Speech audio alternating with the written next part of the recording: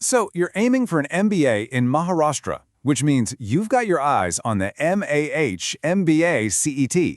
Now, that first step, the whole registration process, can feel a little intimidating. So many details, so many things to get right. But hey, don't worry. We're going to walk through it all together, step by step. My goal is to help you get through the paperwork with zero stress so you can focus on what really matters, crushing that exam. Let's get right into it. Here's the game plan. First, we'll quickly cover what this exam is all about. Then we'll jump into the really important stuff, the dates you can't miss and who's eligible. After that, I'll guide you through the actual registration, piece by piece. We'll also look at the exam pattern, and finally, we'll talk about what happens after you hit that submit button. So, why is this one exam such a big deal? Well, look at that number, over 300. This single test is your golden ticket to more than 300 management institutes all across Maharashtra. Just think about that for a second. One application, one good score, and hundreds of doors just swing right open for you. Okay, so let's get a crystal clear picture of the exam itself. What exactly is the MAH MBA CET? Let's break down the basics. The MAH CET is a 200-mark exam, and it's all done online, on a computer. A good score here can get you into MBA, MMS, and PGDM programs at some of the absolute best B schools in the state. We're talking about the big names here, like JBIMS, Simsri, and Wellinkar. All right, let's tackle the first major hurdle, making sure you apply on time and, that you're actually eligible to take the exam. This is where your journey really kicks off. You're going to want to get your calendar out for this because the registration window is pretty tight. It opens on January 10th and slams shut on February 12th. But here's something awesome about this exam. You get 2 attempts to get your best score.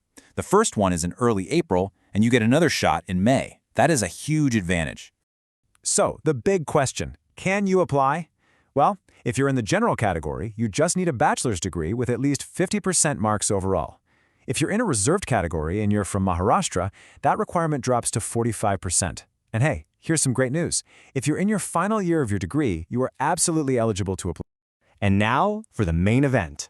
Let's actually walk through the registration form together. I'm going to guide you from the very first click to the final submit button. Let's make this super smooth for you.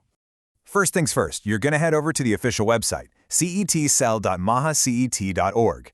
Once you're there, look for the CET portal. You'll see an option to register as a new user.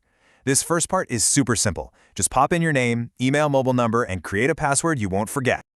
Okay, once you submit those basic details, you'll land on this verification page. Now here's a pro tip, and trust me on this one. If you don't see that verification email in your inbox right away, check your spam folder. It's such a classic move for these important emails to get lost in there. Now, after you verify your email, the system is going to ask for an APAR ID. If you're scratching your head thinking, what on earth is that? Don't worry, it's a new thing. It basically stands for Automated Permanent Academic Account Registry. Just think of it as a unique 12-digit ID for you as a student for life. It's part of a national initiative, and yep, it's mandatory. So to verify who you are and link that APAR ID, the website uses DigiLocker. The process is really straightforward. First, you'll type in your Aadhaar number. That will trigger an OTP, a one-time password, which gets sent to the mobile number linked with your Aadhaar. Just enter that code, and boom, you're verified. Once you're all authenticated, you get to the main application form. And here's some friendly advice. It's a really good idea to have all this information ready to go beforehand. We're talking your personal details, your address, your category and domicile info, your whole academic history from 10th grade onwards, and a list of cities you'd prefer for your exam center. Okay, let's talk about the fees. For the open category, taking the test once will cost you 1,500 rupees. If you want to go for both attempts, it's 3,000. For reserved categories from Maharashtra, the cost is a little lower, 1,300 for a single attempt and 2,600 for both. You'll handle this payment online right at the end of the application. All right, you've officially navigated the paperwork. So let's switch gears and look at the actual exam. Because knowing what you're up against, well, that's half the battle right there.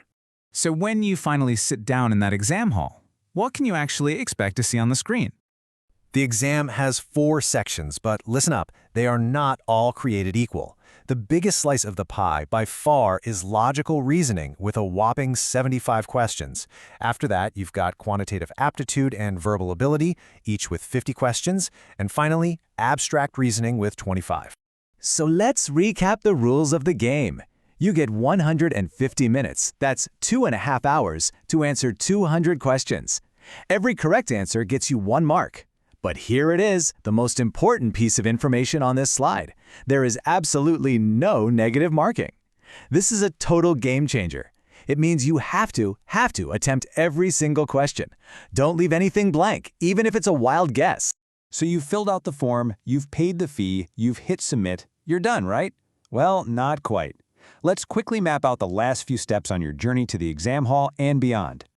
After all the registrations are in, there will be a short window where you can fix any mistakes you might have made on your form. Then, about a week before the exam, you'll be able to download your admit card. You take the exam, and results should be out around May. That kicks off the final phase, the CAP rounds, which is the counseling and admission process. And there you have it, your complete guide to getting through the MAH MBA CET registration. Getting the application done right is so important, it's like opening the gate. But always remember what the real goal is. Registration is the gate, but your preparation, that's the key that unlocks it. You now have everything you need to get that gate open. It's time to focus on the key. Good luck.